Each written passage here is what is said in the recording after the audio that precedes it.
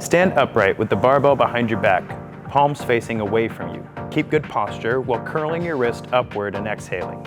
Inhale as you return the barbell to your starting point. Repeat with good form through programmed reps. The barbell wrist curl is a great secondary exercise to strengthen your wrists, your elbows, and to give you a stronger grip so that we can avoid tendonitis in our elbows. I've got a barbell. Let's get into it.